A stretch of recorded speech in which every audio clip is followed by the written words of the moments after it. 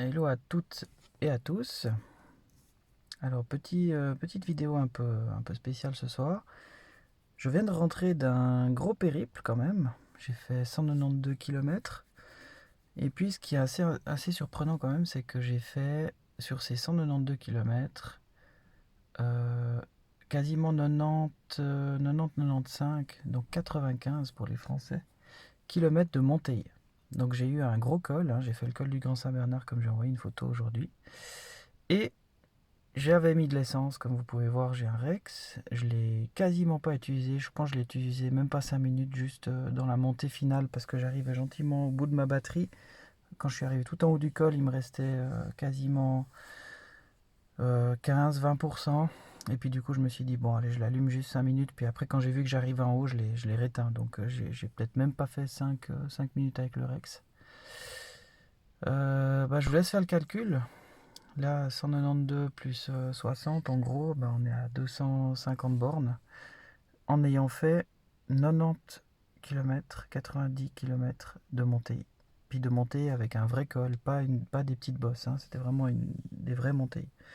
Donc je suis assez surpris parce que finalement, je pensais devoir allumer le Rex sur la moitié du trajet.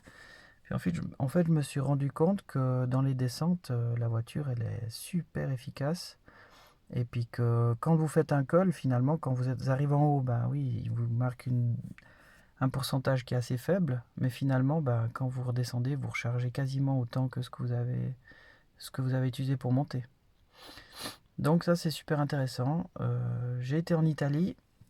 Pour la petite histoire, j'ai voulu quand même charger 10-15 minutes, 20 minutes, une demi-heure, enfin en fonction de la bande que j'avais trouvée. J'ai été sur 3 ou 4 bornes, impossible de charger en Italie. Donc j'avais pas les bons codes, j'avais pas les bonnes cartes. C'était compliqué. Donc pour aujourd'hui, quand même, par rapport au stress, j'étais assez content d'avoir le Rex parce que quand on fait environ plus de 200 km et puis qu'on ne sait pas trop si on va arriver jusqu'au bout, et puis qu'il y a le stress toujours de savoir si on va pouvoir charger ou pas charger, etc. Voilà, là au moins je l'avais, mais je ne l'ai quasiment pas utilisé.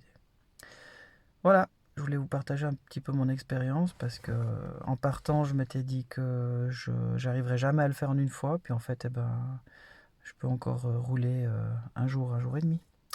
Alors voilà, je vous souhaite à toutes et à tous une bonne soirée et à bientôt. Ciao ciao.